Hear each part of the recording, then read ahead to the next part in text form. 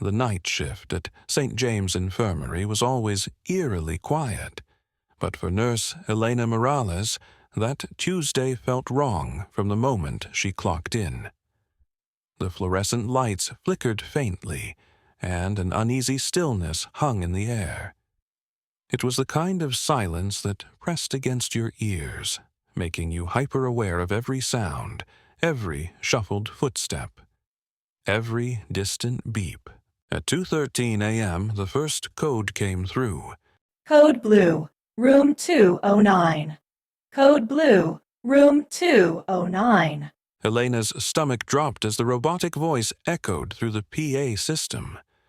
Room 209 had been sealed off for years, ever since a fire gutted the north wing of the hospital decades ago. Rumors swirled about the incident. Dozens of patients trapped, a panicked evacuation, and a tragic death toll. The wing had never been repaired, its charred walls left as a grim memorial to the lives lost. Elena exchanged a glance with Paula, the other nurse on duty. Paula frowned. Must be a glitch. No one's been in 209 for years. But the voice repeated insistently, Code Blue, Room 209. Code Blue, Room 209. Elena hesitated, then grabbed her flashlight. I'll check it out. Paula started to protest, but Elena was already walking down the dimly lit corridor toward the abandoned wing. Her sneakers squeaked faintly against the linoleum as she approached the door to room 209. It was sealed with a padlock and layers of dust, but as she reached for the handle, she froze. The lock was gone. The door stood slightly ajar. "Hello," she called, her voice trembling. The only answer was the low hum of the building's ventilation. She pushed the door open, the hinges groaning in protest. Inside, the room was a relic of the past. Rusted hospital beds, peeling wallpaper, and the faint scent of smoke that lingered after all these years. But the bed closest to the window was occupied. A man lay there, his face pale and waxy, his chest rising and falling in shallow breaths. Monitors beeped faintly beside him, their screens glowing faintly in the dark. Elena's breath hitched. "Sir, can you hear me?" The man's eyes fluttered open, and he whispered one word. "Fire." Before Elena could respond, the room was engulfed in chaos. Flames erupted along the walls, licking at the ceiling. The monitors screamed, and the man began convulsing violently. Elena stumbled back, choking on the acrid smoke.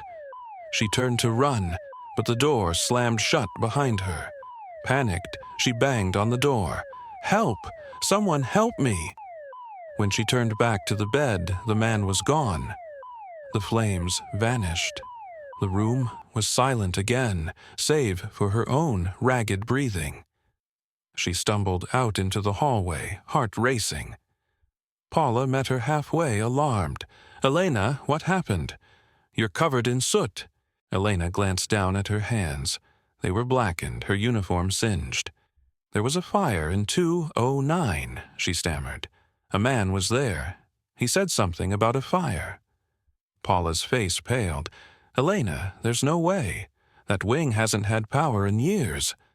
Before Elena could argue, the PA crackled to life again. Code Blue, Room 307. Code Blue, Room 307.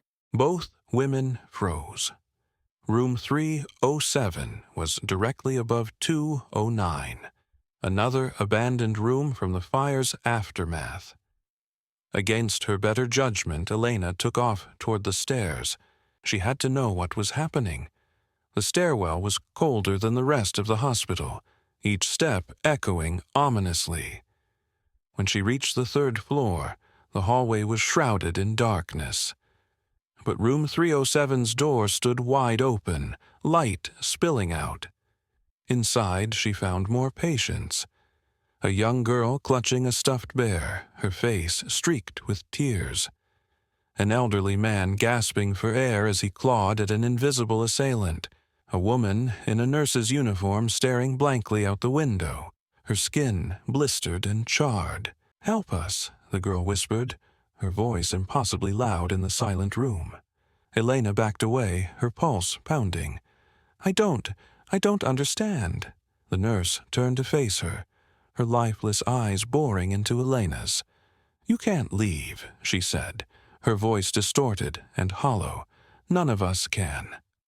Suddenly, the walls began to close in, the air thick with smoke, and the sound of distant screams. Elena ran, but every door she tried was locked, every hallway looping back to 307. The hospital seemed alive, its corridors shifting and warping around her. She stopped in the center of the hallway, gasping for air, and realized the PA was still blaring. "Code Blue, room 209. Code Blue, room 209.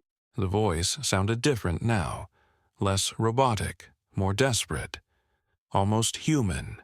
When Elena looked up, she wasn't in the hospital anymore. She was in a room filled with smoke, surrounded by flames. Patients and staff screamed as the ceiling collapsed, trapping them. She felt the heat searing her skin, the suffocating weight of the smoke. And then she saw herself, lying on the floor, clutching a nurse's badge burned beyond recognition. It wasn't a glitch in the system. It wasn't a haunting. She had always been part of the fire, and she always would be.